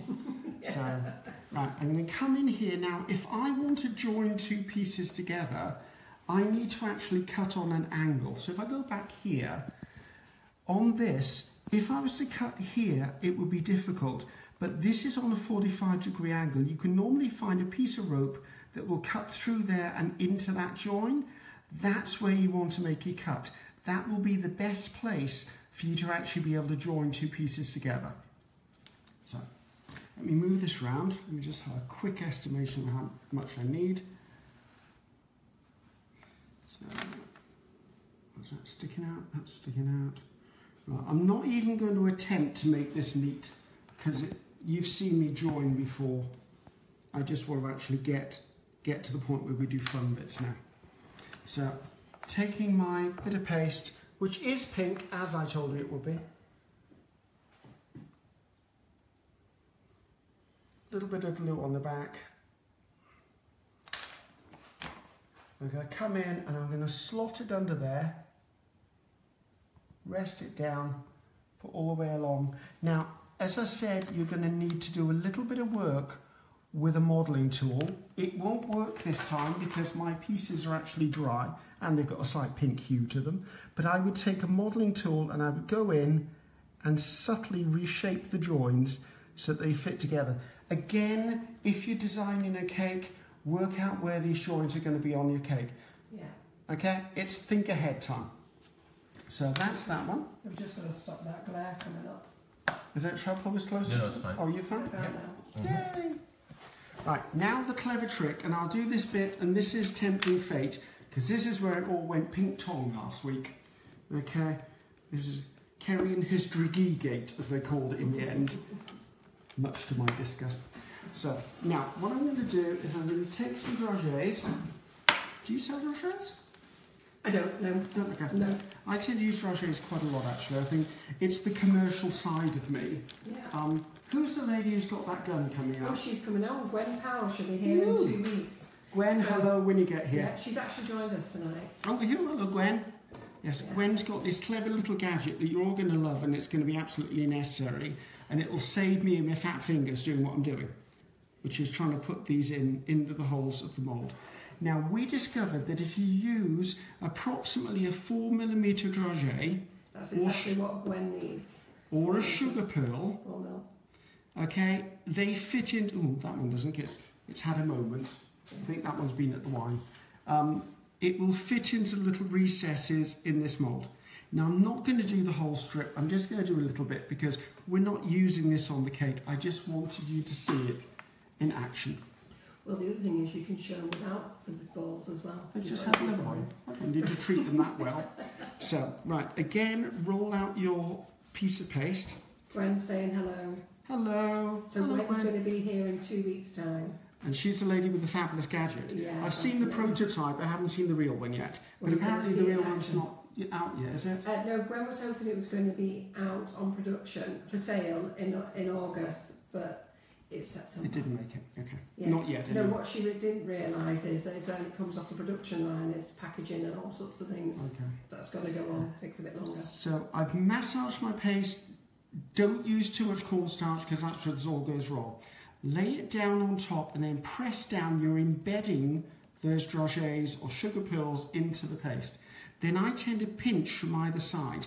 This action means that it's embedded really into the paste. Make sure you clean all of the edges.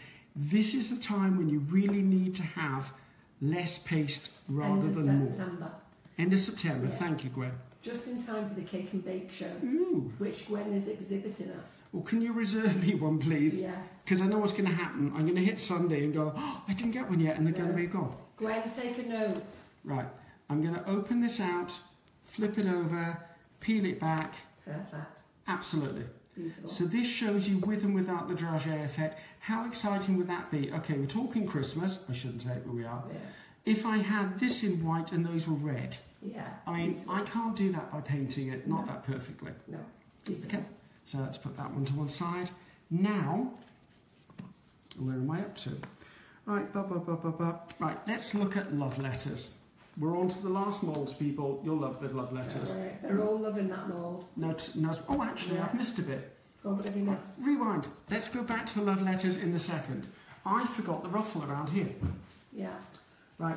What do you mean, yeah? You didn't mention it, did No, you? I didn't. No. I'm too Really? busy answering questions and reading Wow. comments. You can't hack it. Get someone else to do it. And sort of thing. my number one girl, who's supposed to be here at the beginning, Caroline, who's supposed to be here at 8, has just joined us at 9:30. You are fired, whoever you are. Right, this is the ruffle. Remember earlier on I did it and I chopped the end off. We're talking about the heart at the top of this cake. So I'm going to take my glue and I'm actually going to paint a line around the edge of the heart. Now I need to make sure I'm getting in contact with the edge of the heart and just slightly down the outside of it. I don't want a huge mass of slimy glue all over the place, but I do need a bit of glue. Okay, just to make it. It's easier for me to add more than it is to try and take any off. Well, they always say less is more. Less is more. So I'm taking my paste now in my hand and I'm actually slotting it in here and tucking it in as it goes around. Now, this would not work if you'd left the ridge on it. Right, why don't you come round behind it? So that's one side done. Now, because of all of the nice pleats in this, you can join another bit to it. So I have a bit more, because funny, I've done this before. Yeah. And this is why I need Gwen's gun in a minute. So right, I need to roughly give myself an idea of how much I need. I don't mind if it pleats behind itself. It means I can come in here and tuck that round. Now obviously at home you're going to take a damn sight more time than I am. Yeah. Just They one. understand that. Yeah. Now where they They're overlap, loving that round their heart already. just want to put a bit of glue behind that to support it. Now normally, and this is where Gwen's gadget's going to save my life, because I'm not going to do all of this. I'm just going to do one bit of it for you. Now, I normally come in and I put little daubs of glue just by here. I'll just do a couple.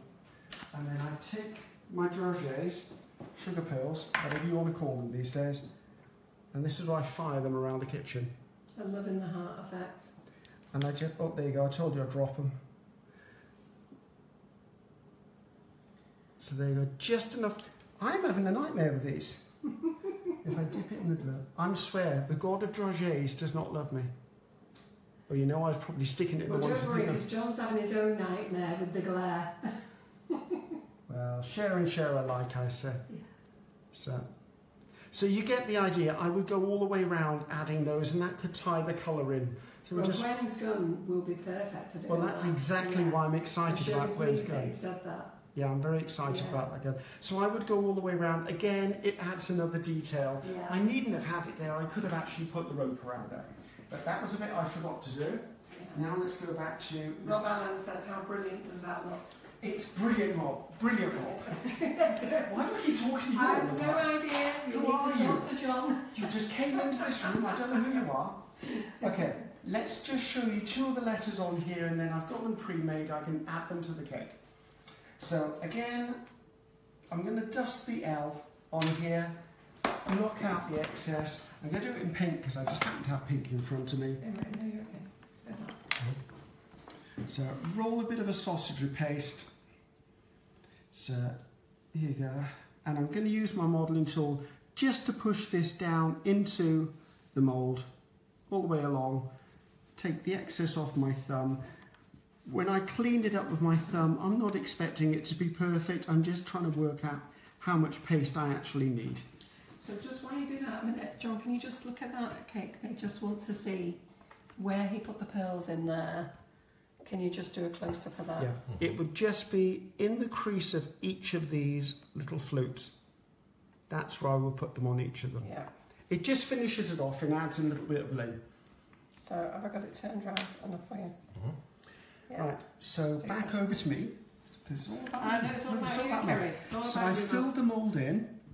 Now I'm going to open it out to make sure it's completely unstuck from itself before I try and release it. Now, flexibility is your secret. Let it come out of the mould itself. And the first thing I do when I take any of the letters out is it aligned? Now the L is a right angle, so is the end of this mould. So if you do that, you've lined it up. I usually put them directly onto a bit of sponge or kitchen paper just for a few minutes so I can use them. Now, I'm going to stick them on in a minute. You could do the same technique that we did before with the dragées to this because the holes are. I do want to show you how to do the heart because I've got a bit of a sneaky trick with the heart. And then I just finish this off by putting the hearts on the border and put the heart love letters on the cake and we're done. Now, if you're going to have a join anywhere, try and get the join on the rope section. But in a perfect world, don't have a join. So I'm going to roll this out. Probably a little bit too much. Roll this out. This is probably a healthy hazelnut. Yeah. Then I'm going to press it with my finger. I'm going to take my brush and I'm going to push the brush right through it. Just lift your camera up, John. So what I'm going to do is I'm going to try and roll this in my fingers. I'm making a Homer Simpson donut or a Lifesaver or a polo, whoever you watch. So I'm creating a donut shape. Give the end a little bit of a pinch and then I'm going to pop that in and I'm going to work the paste around the edges. I don't care whether it's neat at this point. It's just in the mould and it's not seamed.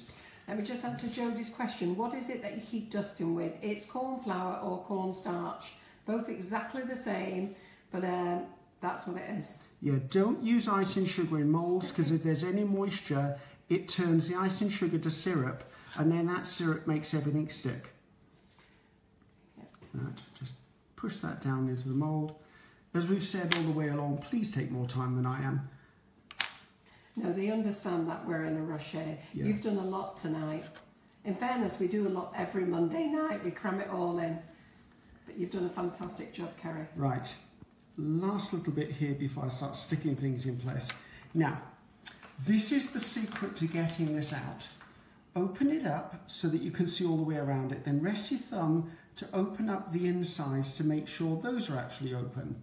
Then use the flexibility of the mould and it pings it out, and that gives you a finished heart. Now, this heart is great. You can shape it as you want. I mean, I could make it more stylized, I could open it up, but I actually quite like it as it is. That's why we designed it. Beautiful. Now, a couple of things I've done, as we can see by the cake over here, I actually used them to create this border. Now, I think if I'd had enough patience, I could have done the whole side of this cake and made this very interesting. Can you imagine that if that was black on white? Very, very stunning effect. Fantastic. But let's move him back over here. Let's have my little Blue Peter moments back. Yeah. Yay, And they're all pleased with that tip because until they started watching us on Facebook Live a few weeks ago, they were all using icing sugar. Oh no, don't use icing sugar balls. No, I know. Some people will mix 50-50 icing sugar and cornstarch.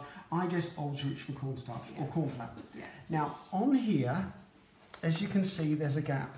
Now, I happen to know that this mould is just over 1 inch long. And I know that this is just under 2 inches. So when you come to do the last couple, just snook them in again. Give them a little push. And always start at the back. So a little bit of glue on here. You're aiming to get it seamless, but you know we're not a machine. We're going to do the best we can. It's a lovely idea what you've thought of with this heart though. It's one of those moments when I was just playing and all of a sudden it happened. And this again looks wonderful if you add a coloured dragé to it. Yeah. So a little bit more glue around there. So I've lost track of where I am, so I have to turn this. I'll turn it back to you, I promise, guys. So at this point, you've got to do a bit of jerry rigging with these hearts just to fit them in, but it's the back of the cake. And if I had more patience, I would take spacing a lot more seriously. Right, not the most perfect job in the world, but I think we get the idea. Yeah. You would know that this would be the back. If these were fresh, I could have pushed them all closer together. So that gives you the back. Now let's finish this little one off at the front. Now I've got my letters. Now these letters were done 2 days ago. Yeah. These were done 2 days ago, and they've been in my Ziploc bag, and they're still moist, okay? So I'm gonna take my pot of glue. Now I'm gonna have to do this facing me, guys, and then I will turn it to you, because my big old head's going to be in the way anyway. Oh, is it? Yeah. Well, Maria's going to get from behind. Oh no, Maria's behind me. It's behind you. So, and getting eye level with your cake means that things will actually be level. So I'm not guaranteeing this is going to be level. I'm not even going to guarantee this is well spaced. So. To make sure it's not right. Yes, I've done that before. Now I keep missing the V for some reason. I have no idea why I do that. I just missed the V. I think I've got a V block. Hopefully I haven't put the butterfly in the wrong place. Right, let me just have a look at this so I can fit all this in.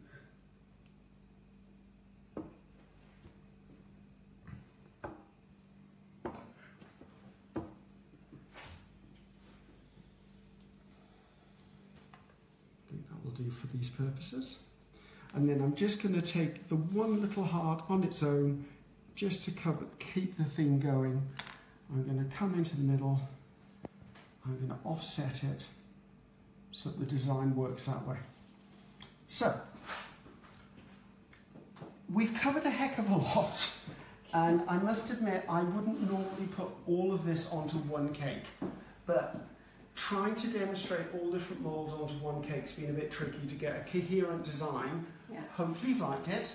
If there are any questions, apparently I'm locked in this room till midnight to answer questions. Thank you to Sugar and Crumbs for inviting me. I am coming back up in, I believe, November, and we're going to look at roll icing, we'll look at piping skills, we're going to look at some Christmas themes as well. It's been a pleasure. Good. Hopefully well, I've enjoyed it then. Hello, thank you to everyone, and thank you, and I'm sorry, hello Doreen, sorry if I've ignored you, but you know what, work came first. Absolutely. But I love you anyway. Well guys, hasn't it been an amazing night? He has built the record. So 1 hour, 1 hour 50. You did beat Christina Ludlam. Sorry, Christina. 1 hour 50. But having said that, cram-packed with lots of tips, lots of information, beautiful moulds. We absolutely love it. So everybody, put those thumbs up, get those love hearts going, and let Ceri know your appreciation. Like he said, she's put a lot of things on this cake. It's not how we would decorate a cake, so he could show you all the different features he could put on. All the moulds that Ceri designed, every one of these moulds that he's shown you tonight is his own personal design. Wait, no, there's a caveat. There's a what? The caveat. This little one isn't. This is a Katy Sue design, little butterflies. I requested it, but I didn't design this one. They appeased me by giving me what I wanted for once. But no, they did this it's called mini butterflies. It's mini butterflies. And it was there to complement my butterfly trio, so I can't take credit for that. No. That's the ladies who lunch, and you know who you are. But everybody, all the other designs that he's actually shown you tonight are definitely Ceri's. They're on our website. I've put the link up several times. So if you go to our website, www.sugarandcrumbs.co.uk, then look for brand Katy Sue, you'll find them all there. If you're not sure, send me a message. I can send you a link, but don't do it tonight, please, because we're retired. Ceri and I are going to come back. So let's see, it's 10 to 10. We're going to give you 10 minutes to go and get yourself a cup of tea, have a wee. You can't say that on public television. I did. Go and have a cup of tea and a wee.